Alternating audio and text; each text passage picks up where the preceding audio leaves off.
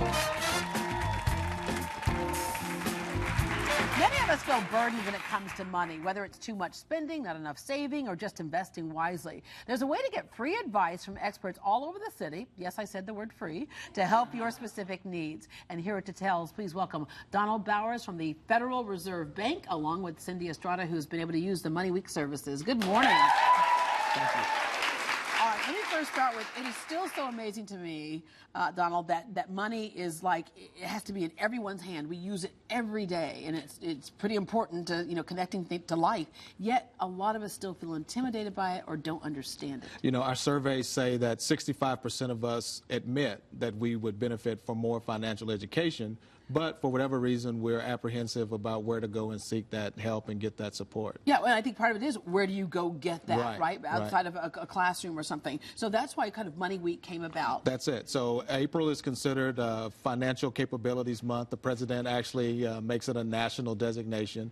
And so for this month of April, we'll have about 200 of our 120 of our partners, and we'll have free financial education courses all throughout the month. Yeah, all right. Cindy, you understand the value of a dollar. You worked 3 minimum wage jobs to get through school. Yes. So you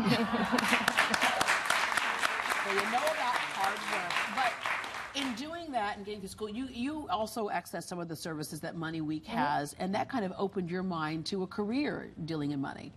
Yes. Well, when I was a student at the Eastside University, they're partnered with Houston Money Week.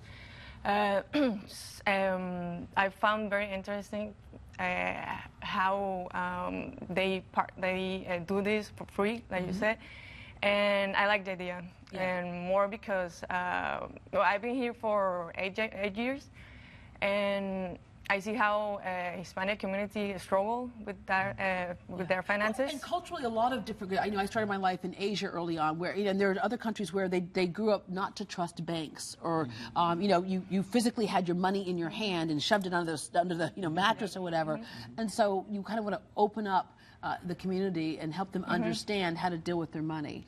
Yeah, with their financial education. Like I know I have friends with kids.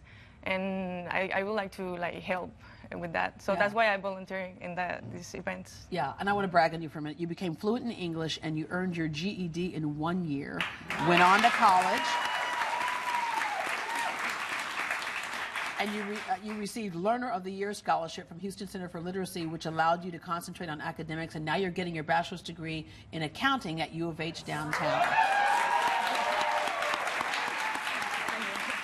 Yeah, so she participates in Money Week, and we talked about some of the things that go on there. So there are a variety of topics, even simple budgeting. We all think we know how to budget, but when we learn some other techniques, you go, oh, even the things like paying half a house note more a month. Or even a few dollars set aside instead of buying that coffee or that that thing that you do every day that's part of your routine. Yeah. Setting a few dollars aside. Okay, but there are people who say, I don't have a few dollars to set aside, which is why you have the program Dimes into Dollars. That's correct. Yeah, we'll break it down. And sometimes it's not necessarily the dollar amount, but the practice of setting something aside. Right, right. And getting into the habit also of paying attention to where your money goes. When you start tracking, all of a sudden there's accountability for yourself when you see that you see where your money is going. Kind of like tracking your calories. You go, oh, I see. Different show. Yeah. Different show. Cindy, you volunteer for the Dimes into Dollars program. Yeah, I did it last year, and what I did, I was taking care of their kids while they're learning financial education. Yeah, and of course, working 3 minimum wage jobs, you understood that Dimes into Dollars type of thing. Yes, very important, yeah. All right, you have the Financial Symposium, a scavenger hunt that you have going on, Young Professionals event, and the Veterans event. You and I were both talking. I'm a military brat, and your son is in the military, and so a lot of times kids will go from their parents' home into the military, and they're not used to paying for a place to stay, paying for your food. Right, right. So everything is provided. They have a breakfast and lunch and a place to actually go and get support. And then after they finish their military service, they have to adjust into the civilian life.